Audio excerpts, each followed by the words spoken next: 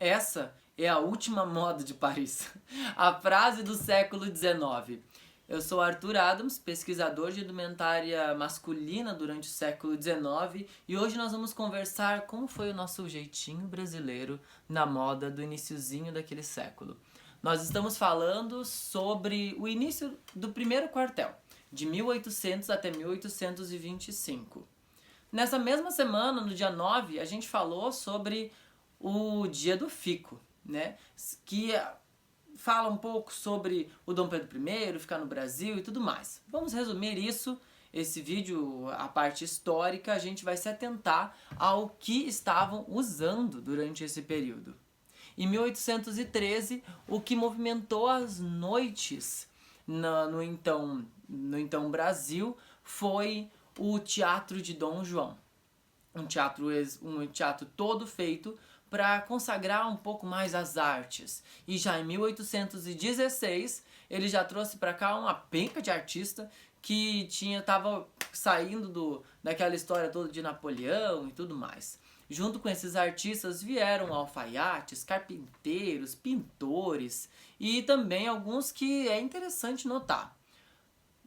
Le Breton veio junto, Debré, que a gente vai falar um pouquinho mais, e Tounet, que trouxe um filho que era uma gracinha e que morreu numa expedição, mas tudo bem. Inclusive o Félix Emile, vale muito a pena falar sobre ele, é super interessante a imagem dele, também como é que se diz, o rapaz do iniciozinho do século XIX. Mas vamos nos atentar à roupa, de baixo para cima. As sapatilhas ainda estavam muito em alta no Brasil por causa do calor e diz João Alfonso, um historiador brasileiro do iniciozinho do século XX, escreveu os 3 ou 4 séculos de moda no Maranhão, fala sobre o uso ou desuso das meias no Brasil e falava que se usava muito somente os calções e as sapatilhas. Isso a gente vê em algumas retratações do século XIX, principalmente com fonte nas obras do Debré. Nós vamos nos atentar principalmente à moda dos homens livres, ou basicamente os homens brancos da época. A Irã, uma pesquisadora sobre indumentária feminina do século XIX, tem um trabalho muito bonito sobre os escravizados e homens livres pretos durante esse século. Ela diz uma frase sensacional falando que a moda é fruto da liberdade de escolhas. E se você não pode escolher, você não consegue fazer moda. É uma frase interessante e que bota a gente para pensar sobre como era escolhida a roupa dos escravizados durante essa época. Na parte dos breeches, os calções, do branco até os pretos, dos uniformes militares ou das pessoas mais comuns, se inspiravam muito na indumentária inglesa do final e início do século XIX. Já nas chamises do linho ao algodão, muitas eram usadas normalmente, às vezes até abertas, com o lenço meio que desamarrado. Era muito comum isso no dia a dia.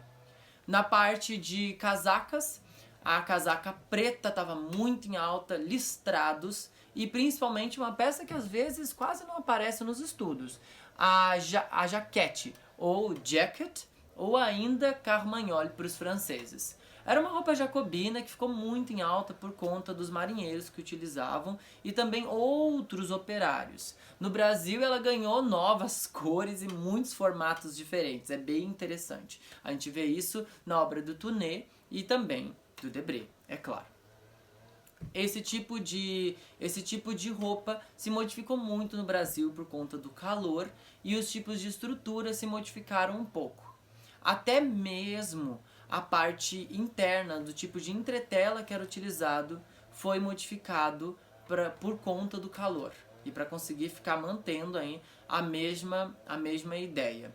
Já nos chapéus a gente vai ter o bigorne ainda em alta até 1830 mais ou menos, e também já um avanço das cartolas, um comecinho só das cartolas, já que a fabricação no Brasil era um pouquinho diferente do que na Inglaterra, que era muito mais comum ela ser utilizada. O chapéu de palha com certeza era o favorito dos brasileiros e era adornado com laçarotes, fitas e mesmo flores nos masculinos.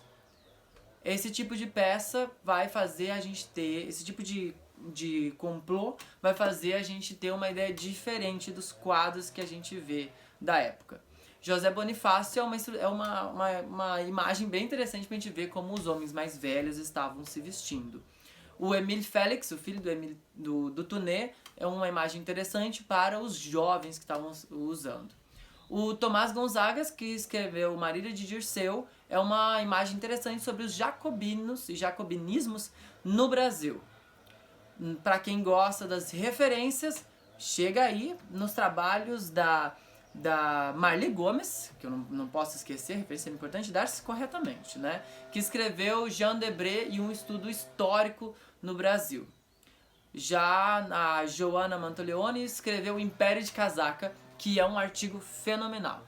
Para continuar acompanhando o meu trabalho, conte comigo lá pelo Instagram, no TikTok e, é claro, não deixe de se inscrever aqui. Até mais!